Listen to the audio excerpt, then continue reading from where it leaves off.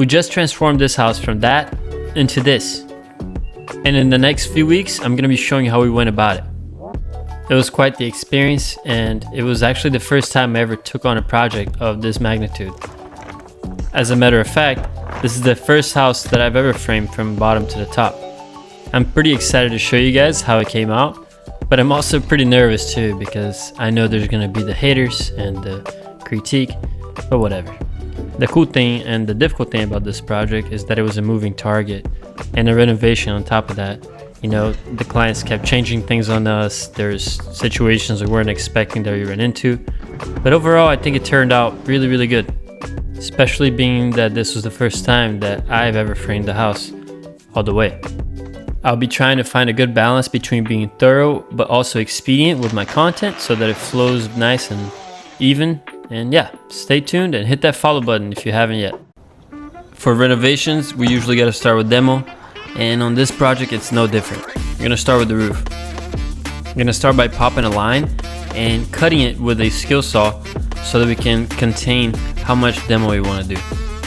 Ultimately, most of this came off, but we didn't want to take it all off at once because that would be exposing the house prematurely for no reason because we weren't ready to build on top of that yet. Once the roof membrane is out, we're going to take off the plywood, and then after that it's the framing. Pretty easy, you know, that framing itself to come off. But that's about the end of easy. After that, it was nothing but concrete. Well, concrete and wood, but a lot of block that we demoed on this house. And we didn't use that many power tools for it. Mostly we used our bodies and a giant sledge for all the concrete demo. And doing it in these masks makes it even harder. There was rain in the forecast, so the builder asked us to put this tarp up. We're gonna do some demo on the inside now, take off some of the walls. I don't know what the heck. Totally not effective, but at least you got some aggression out. Can't be too aggressive. Take this thing out gently, because you know, it's nice. They like to save that kind of thing, including that painting right there that you saw. But not this plywood. Don't mind my stepdad making fun of me in the background. And check out the strength on that crown molding up there. Jeez. Must have used some of that good old structural caulk to put that crown up there. We're doing all this demo to expose that concrete because that needs to come out. So we're going to do a shoring wall to support the roof and demo that.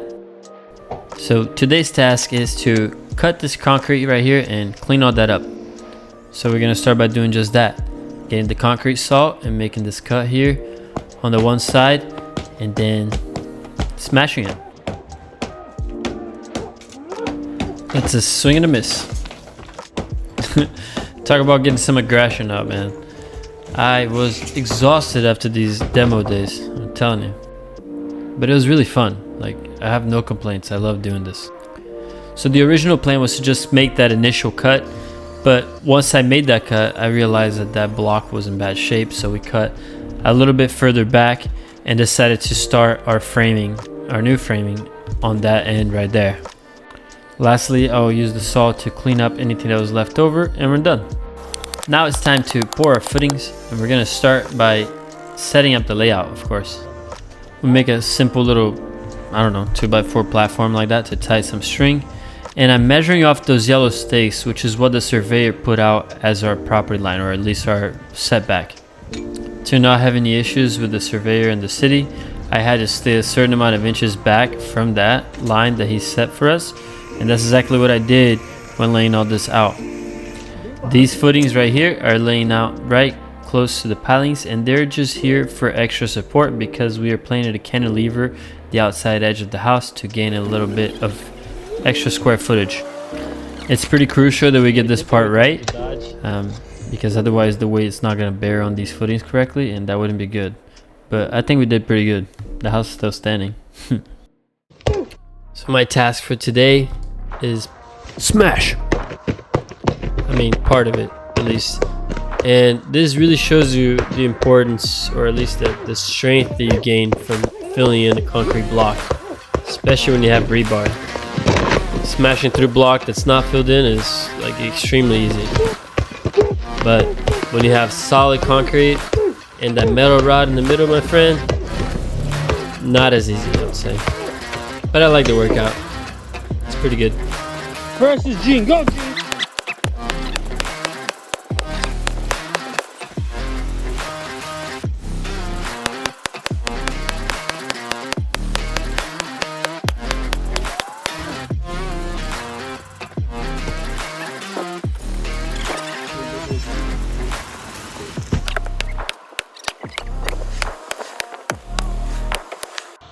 One of the things that the builder asked us to do on this project was to vacuum out and clean the inside of the center block walls so that we can fill them with concrete.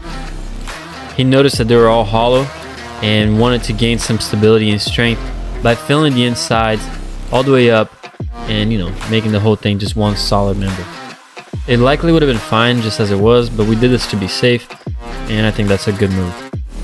We also had to do a little bit of a form here to fill in this gap because that block was broken, and that's how we went about it. Super simple.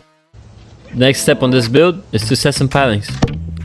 So this part of the house is really just going to be a single bedroom and a single floor, so it really doesn't have a lot of weight on it. Because of that, the builder chose to just use the cutoff from the old pilings and set them here about 3 feet into the ground, and then use that to set our framing on. We use the same template for the sonotubes to make the holes and then just drop them in. Now you could say, oh, it was easier probably to pick it up by 2 people, and while that might be the case, like for example here, it's not always possible. That log was pretty heavy too. Just snapped that 2x4 right in half. We didn't have that hole exactly right, so I had to take that out and re-drop it back in because of that, so we can set this in the right place and have it lined up correctly. Once it's lined up and plumb, we'll go ahead and compact some dirt around it so that it doesn't move around anymore. We've already set the pilings, so now we got to cut them to the right height. I'm using a laser level here, so that's why you see me trying to look for these lines. And then I had never done this before, so this is the method I first tried to use. We nailed the board level with the lines we marked on each side so that I could trace my line with the level here, and then do it again on the other side, of course. And then I repeated on the other posts and used the chainsaw to cut them off. Now that they're cut off, it's time to set up my layout. I'm gonna use a nylon line to figure out the line of the house. You can see that my stepdad's holding it back on the block, and then we're using that to determine where I need to mark here to cut for my framing. We're going to be doing a double 2x10 band, so that's why you see that mark that's roughly 3 inches wide. Next, I'll go back to using a laser and a block to set the height of my notch and start cutting it. We're going to use a chainsaw to cut some notches into this piling, and that's where our framing is going to sit on. We started cutting with the battery powered chainsaw, but that wasn't really working too well. It was getting overheated for these big cuts, so we switched to the gas powered, and that did a good bit better. Now I was rechecking my height here with my little stick and the laser level, and once I knew it was good, I could move on to my next notch. I start by cutting the top mark, and then I mark my sides and the bottom to the level that I need, and this cut was just straight awful. I'm gonna blame that blade though, because I think it was pretty rough. I definitely bought a new one after that. We got one more notch to do, and then we can start setting our framing. I'll put my board on there, and then I realize it's too high still, so I'll clean it. Good, nail it in place, and then I found an issue, so I switched to the other side instead. My issue was with squaring the piece, so having this side set first is gonna make it easy for me to set the other side basically on measurement. Take that board out, put it back on, and then I'll double check from one, and then set the other side on the same. That part of the house that we're framing onto, the small part, was out of square with the rest, so that's what caused me to have to go back. The cut on that piling wasn't perfect, so I used the shim to go ahead and set it plumb so that it's not out of square whenever I nailed the other one. I also had to adjust the middle there with the skill saw, circular saw, cut some height off so I can take that belly, and then I'll nail it in place and move over to the right side. I'm out of time, so I'll show you how we keep going on the next one. Can you spot the mistake I made with this framing? It's pretty simple, and if you got a good eye, you've already seen it. We're wrapping this whole thing with a double band, as you can see, and then we're gonna lag everything together with these timber locks so that they're nice and tight. Once that's done, I'll set up my layout and then we'll run our joists pretty quick. Okay, now we gotta cut some notches on these pilings. I'm gonna start by cutting them flush to height on the top. I use a laser to mark how far down I need to cut these notches. Pretty simple way to do it. Grab yourself a spare block like this 2x4 here, and then go to the laser right next to it and mark how far down you need to bring it according to the old frame. And then just use that to transfer your line to the pilings, which is what we're cutting in this scenario. This made easy work of a difficult situation. Now we just gotta check for plumb here on these cuts. Everything that's good we'll leave, of course. Anything that's not, we'll go ahead and touch up like I am here with the chainsaw. Still not good, so just a bit more. Once we're done, just double check it and we're good. Can you guess why I'm pulling this line like this? So that is the line that I want to follow within the house that you saw me stretch from. And I'm gonna set this line lined up with that so that I can use it to set square for the rest of my layout. You see that I screwed some 2x4s and then marked on top, and my stepfather is guiding me to see which way I need to move the line. Once it's on, I can mark it and pull it super tight to set it up. Next, we'll stretch another line going perpendicular to that one.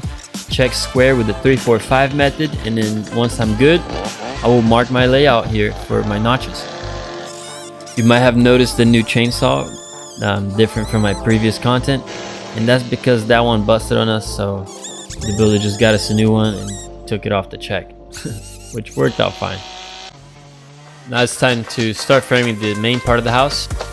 Notice that the wood here is like a dark color. You can tell it's old, and that's because if you've been following long enough, you saw us take this apart from a different job. This used to be the treated wood for a deck, and we're using it to frame this new house. Saves the builder some money since they're both his projects, and also it helps the planet, which is pretty nice. Get that safety squint, keep going.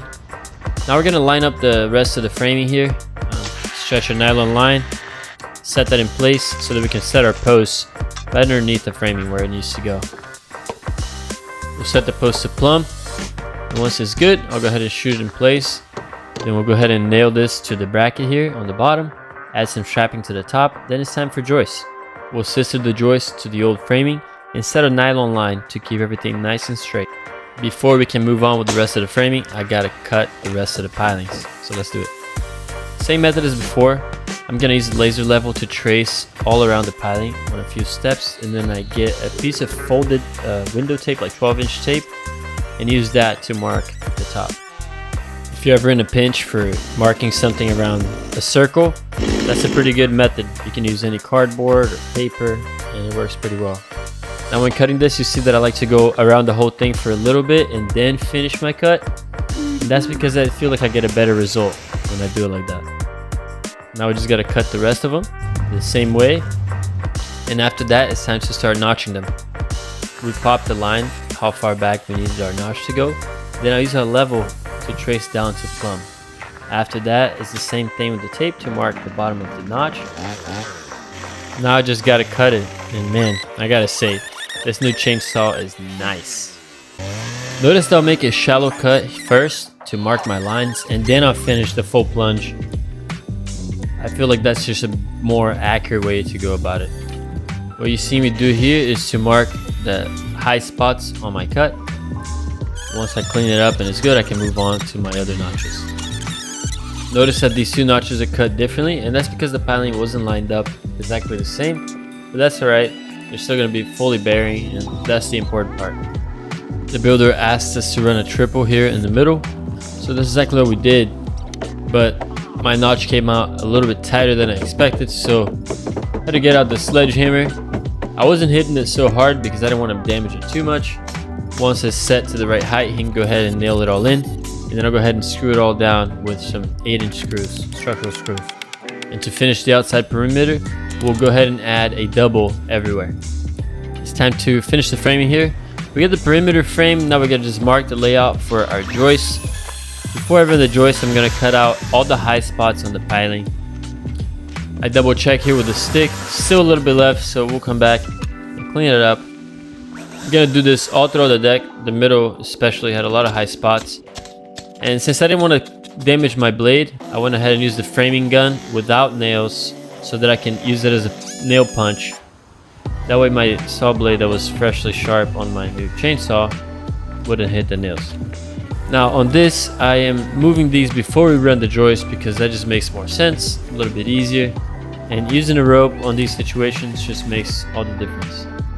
Now for running the joist, 16 on center with pressure blocking in the middle. Add joist hangers. And finally we'll add some posts to support this 2-foot cantilever we did. Add some strapping for uplift and we're done. We were building and recording this right at the time that Ian came around, and the builder asked us to put this tarp over the house to protect it from the storm.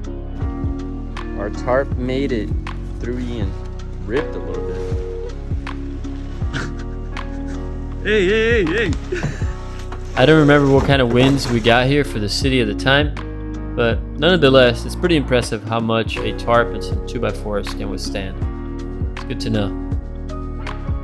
Let's jump into it. Right after Ian hit, we knew we had some clear weather, so it was time to take off a lot of this roof. Start by cutting off the roof membrane with the Sawzall and then taking it off with small chunks at a time. Once the membrane's off, it's time for the plywood. We'll cut the piece that we want out with a skill saw, circular saw, and then I'll put upward pressure as Gene smashes with the sledgehammer from the bottom. And that combination is usually pretty good for pulling off plywood. You'll see later that I use a piece of 2x4 to put that leverage. You work a little less, and that's what I actually recommend. After that, we'll cut the rafters nice and flush and take them down. Enjoy.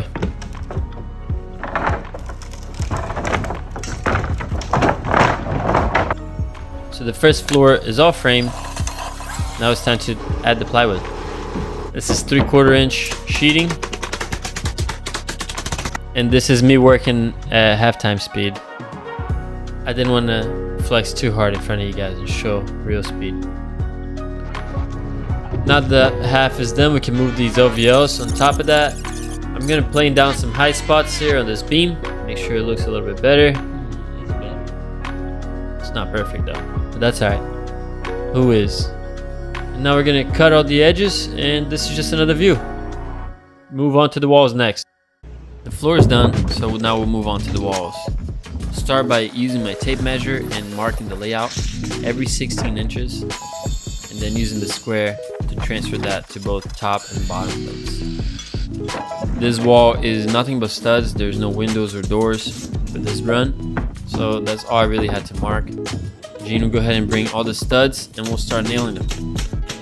We like to frame our walls and nail them on the ground all the way and then lift them to place.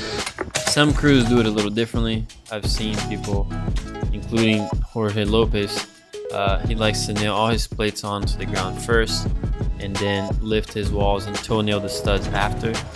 He says it's stronger that way. I believe him. Actually, I think toenails are pretty strong. Both work though. And then lastly, I'm gonna use the laser level to set my walls to plumb. It makes such a big difference. It makes things really, really easy. We got more walls to build. This one is a pretty big one, pretty long. So let's do it. We already got the whole thing framed together. Now I'm gonna set the bottom plate on the line and toenail it like this. It's a good method for keeping it in place as you lift it. Learned that on the internet actually. Once it's up and it's in the right place, I can go ahead and nail the bottom plate. Once that's done, I can set it to plumb. Now, we didn't have that perfect. You can tell there's a little bit of a belly on the top. Yeah, I can see it at least. But don't worry. In later videos, you'll see that we double check and fix all that stuff. Building a house is basically like putting together a big puzzle. If you can read instructions and put together, let's say one of those complicated Lego ships or whatever, you can likely build a house. I mean, I'm oversimplifying of course, but it's really not that different. Building a house is just like taking a series of steps. If you know which step to take, then you just take the next one after. I guess there's the one difference, that if you mess up on a house, it could hurt you. Do any of y'all ever have that one beam or LVL that gets ordered for no reason and is always in your way, and it's enormous, and you have to move it like 8 times just to build anything? Me too. So this ended up being the heaviest wall in the build. 10 feet tall, but what really made it heavy was the 3 headers. But honestly, it really wasn't that bad. It would have been worse if we had already added the sheeting, but we chose not to do that. We chose to do that afterwards. Now we're gonna move on to the interior walls. Gets framed just the same. Only difference is that normally you don't have windows on interior walls. Not always. Sometimes people be wanting that. Now we're gonna use the laser level to set everything to plumb. Makes life a heck of a lot easier. I highly recommend buying one of these if you don't have it. And if you do have it, you're smart. Anyways, this concludes the walls. We'll move on to sheeting next. Unless you want to build a crooked house, this part right here is really crucial. You have to set your walls to plumb before you run your sheeting. Otherwise, you won't be able to fix it unless you remove the sheeting. Another thing that we like to do before the sheeting is to straighten all the walls. And we do that by setting braces every so often, like you see us do here. Now we're adding the double plate to the wall. This could have happened at any point, honestly. It doesn't really make a difference. We just did it after sheeting because that's when we were ready to build the next floor. And if you want to be a total stud of the job site, nail the top plate on top of the studs. I actually learned that from Dan Booth. And what that does is it guarantees that the electrician will have a lot less messed up drill bits because he ran into a nail. Just something nice to do for the next guy. I got a question for you guys. This is the first time I'm framing a house, and I honestly don't know everything about it. I asked the builder if he wanted us to add mid-span blocking to the walls, to strengthen it a little bit, and also blocking at the seams of the plywood, as I've seen a lot of people do, and he said that he didn't need it, that we didn't need to do it. So I'm curious as to what is y'all's take on this? What does y'all's engineer say? Some of you guys that frame a lot of houses, is it necessary? Is it code where you live? I'm also curious as to what is your nail schedule? How often or how many nails does your engineer require per sheet? One thing in this build that I thought we did right is that we put a half strip of treated plywood to the bottom of the whole house, and that's just an extra layer of protection against rot and decay. Hey yo, who the heck put that floor system up? It was us, but for some reason I decided not to record that day. It looked something like this. Sorry about that.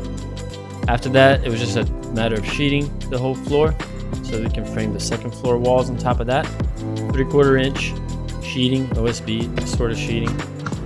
And then we switched to Adventech to the end here. They ran out of the other stuff. Once that is up, all we gotta do is cut the edges, trim it up, and that's it. Move on to the second floor walls next. This one was a little janky, at least the lift, mostly because of that hole next to me. Couldn't walk on that, of course. I don't have superpowers other than nailing really fast. I'm talking about work. So we're gonna do all the exterior walls first, so that way we have everything boxed in. And once that's done, we can move on to plumbing them and then building the interior walls. Not every wall can be built exactly where it's gonna go. Some of them you have to build elsewhere and then move it in place. Once you have it in the right spot, you can go ahead and nail it. I told you I can nail pretty fast. We got this wall to build and then a couple more walls that I didn't record, but yeah, we're done with the second floor walls now. So part of the roof of this house extends over a porch or a deck, so we gotta build that deck before we can build the roof. Here you can see how I use the laser to trace my ledger to my piling. The deck here on the first floor is gonna be built totally level, so that's how we transfer the line. The red pencil works really well for this dark treatment on the wood, and this chainsaw is just so nice. Fresh blade, chef's kiss.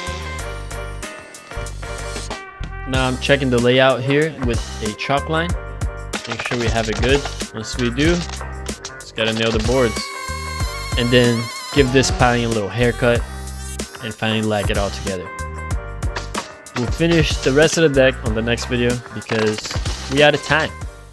We got a double joist hanger, making sure to hand drive some 3-inch nails on the angle, and then we're gonna expand that double all throughout the front of the deck. Next, I'm gonna screw the double onto that beam that we have coming out of the house, and then I'm gonna do a joist hanger upside down here, and that's done on purpose actually, to hold the beam up. Since the beam coming out of the house is already sitting on the piling, the upside down joist hanger acts as extra support for that outside band. Now all we gotta do is run the joist and then repeat the same deck on the second floor so that we can use it to build the roof. Stairs, hooray! I like to work my way down when I build stairs. I think some people do it differently. This is how I like to go about it. I think it's easier. So starting by setting the first run from the top floor is gonna go into a landing and then turn down onto the next run. Now the stairs didn't land exactly right on the floor, so we're scribing a little bit off, and then once we have it, just nail it in place. And that's how it turned out. I didn't get much footage of this one, my bad. Do you ever go to work somewhat scared for your life? When I work on heights, that's kind of how I feel.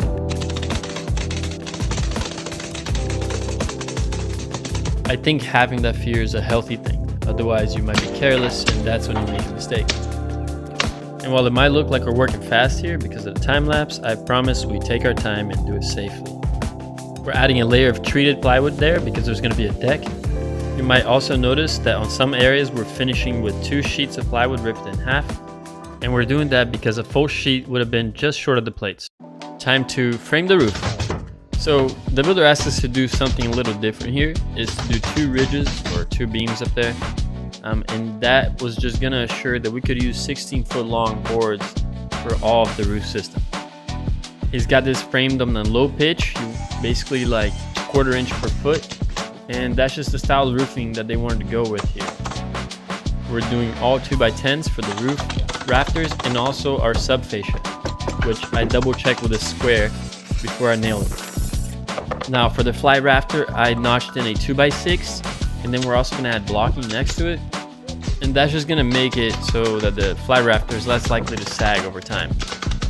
Notice that I'm the only one that's working up here while we do this, and I tell the guys just to help me with a ladder. That way I can make sure they're safe. The last thing before sheathing the roof is to do the subfascia. That's gonna be 2x10s, which I like to leave wild and then cut in place. Now, let's settle the debate. Is it sheeting or sheathing? Like sheathing a sword? Or adding sheets to a house? I'm not sure. What do you guys say? Now, on the sheets here, I like to leave them running long and then cut them in place. I think you get a better result that way. And we would have finished here, but they didn't send us enough 2x10s, so we gotta finish another day. I have enough material. We ran out of materials, so now we gotta finish this today. Finally have it. 2x10s is our roof rafters. First thing we're gonna do is sort through all of them, make sure they're all crowned the right way, and that's exactly what I'm doing, checking each board and marking which way it's crowned. Now with lumber like this, not every board is gonna have the same curvature, so your roof is gonna be imperfect because of this, but checking the crown is gonna make sure that you have a nice straight line and that the boards are fighting against gravity, not going with it. When you have a board crowned the opposite way, you're basically making it turn more to where it's already comfortable versus putting the crown up and then therefore having the structure be a bit stronger because of that. Or at least that's my understanding of it. Let me know in the comments if I'm off or if I'm telling good stuff. Alright, let's finish this. Popping a chalk line here to cut all the excess on these rafters, and then using the level to mark plumb. I'm just gonna slice through it like butter with that flex saw, and then measure the board and leave it long. Next thing, I'm gonna notch my 2x6. I forget what these are called, these blocks on the construction terminology. And if you're thinking like, man, this guy don't know the name of anything, well, I kind of don't. Partly it's because I'm from Brazil originally, and I don't know all the terms. I think I do know how to build a pretty decent house though, so I'll just try my best to keep explaining the best I know how. Before the house can keep going up, some of this tree is gonna have to come down, unfortunately. Now, I'll say that I'm no tree expert, no arborist if you will, but I have some experience in cutting down trees, and the one thing I know is that you need to take that very seriously. I mean, these are small branches, but still it's a chainsaw that I'm working with. And if you don't know the angles and how the tree is gonna fall, you could be in the wrong place and really get smacked. Everybody's seen the internet video of a tree guy messing up. Heck, I could have been one of those people. Look at this. It looks worse than it was though. I was pretty far away from it. But still, if I wasn't paying attention, I could have really got hurt. Stay safe out there. Now we're gonna roof this part of the house, but before we can do that, we gotta build some walls, including this giant one that took 2 beefy men to lift. So the next step is to build a bunch of knee walls throughout the whole area that we want to roof. Everything has got to be framed to exactly the same height, or perfectly level at least. That's always obviously what you want to shoot for. Before you frame a roof, you want all your walls to be nice and level. And that's where the laser level in combination with the nylon line excelled for us here, because this concrete pillars, the concrete walls, none of it was sitting the same. So we used the laser to transfer the line to our corners and used the nylon line to make sure the middle stayed nice and true. We mixed new technology with the old, tried and true, and it was the perfect combination of old meets new. I fucked up on this roof, and you'll see that in a second. For now, we're setting the ledger, and then he's gonna toss the chalk line to me so that we can figure out what that pitch needs to be. My mistake involves that little bend on the wall right there. I didn't want to have a giant soffit overhang over such a short little place, so I cut the roof line back, when instead I should have just framed a little faux wall on the bottom. Before we can build this section of roof, we gotta lift this beam. We made that temporary platform there with the 2x10, and that's basically a halfway point so that we don't have to lift the whole thing in one push. Now notice that I have a rope tied around the bottom there, and then we also added a 2x4 so the guys can have some handles on the beam. It was pretty heavy, so check out the sigh of relief. Sound a little sus. Anyways, we'll frame the exterior wall next and then set the ridge for the roof. And now we're gonna start setting layout. Now, I know I could use the ladder here, but this saves time, right? Once layout's done, I gotta set my pitch. I don't know exactly what that's gonna be. So I'm just putting this temporary block here so I can figure that out. So this roof is the last big thing that we need to do before the main part of the framing is done for this house. Of course, every house needs a good punch list, and we have plenty of stuff to do after this is done, but this is a pretty significant step, especially considering we had some storms coming into town. So we were able to frame this, and then the roofer was able to come back shortly after we were done and do his thing. And because of that, the house never really got any water, so that's awesome. What's not so awesome is this banana board that I'm trying to use. So I cut it a little bit shorter and try to do the best I could to straighten out. Next step is to deck the roof and then make this last cut. Hey yo, let's frame a deck. As you saw, I used the laser to transfer my line to the wall. Pop that line, install the ledger, and then 3 posts so we can do another ledger. And we're doing it like this just so that we can use 12-foot boards and get away with the length that we need for the deck. Those posts are sitting directly on the foundation of the house, so that's no problem if you're wondering about the structural integrity. Now I'm gonna set a stake so that we can temporarily brace this deck exactly where we need it. Here we're using a string line to determine where I need to make my cut, and I offset it like that to the right so that's easier for me to transfer the line from the old framing to the new one. Otherwise things would be in the way. So they changed the plans on this deck and made it a little bit bigger than we had originally designed it for. So that's why you see my footing be so far back. So in order to remedy that and support these cantilevers, we measured and cut some angular pieces as you see there. This is an important step whenever you're building a deck, is to tape the wall before you install your ledger.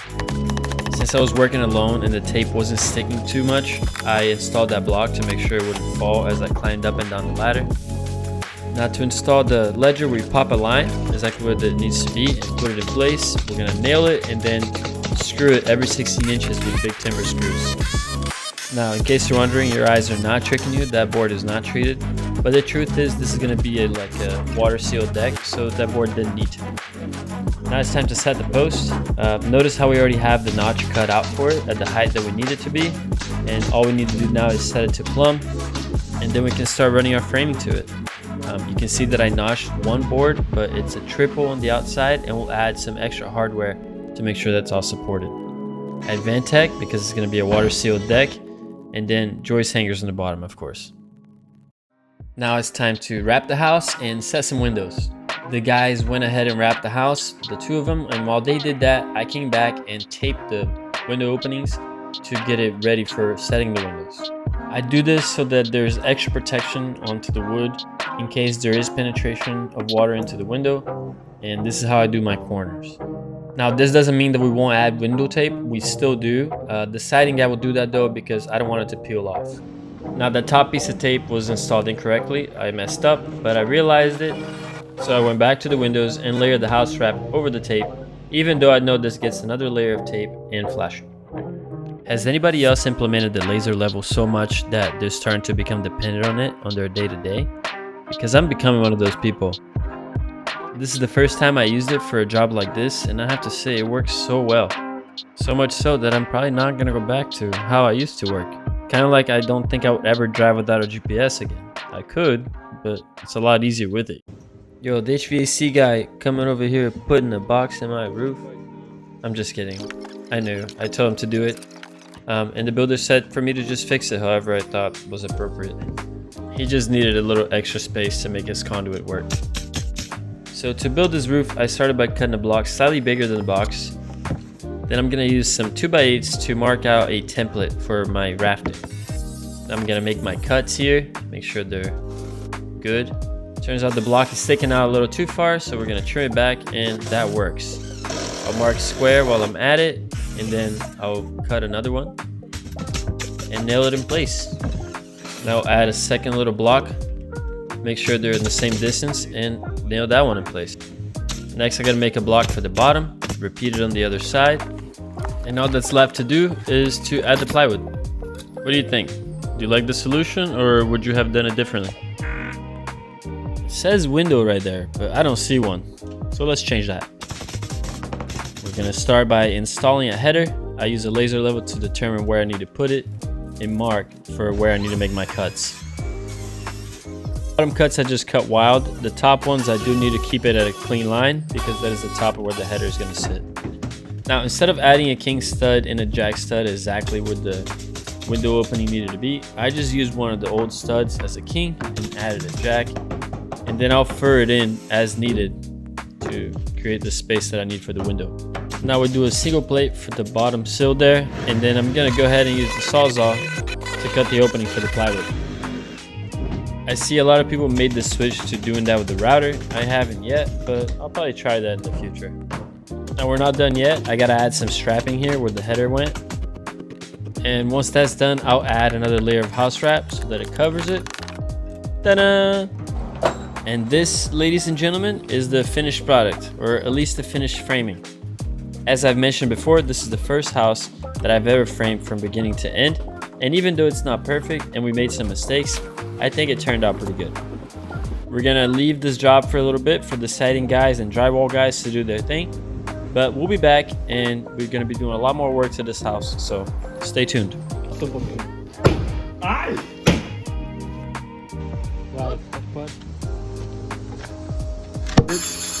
Underwood lá.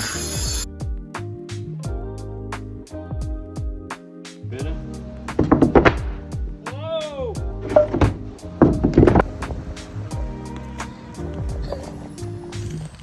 88 anos de idade.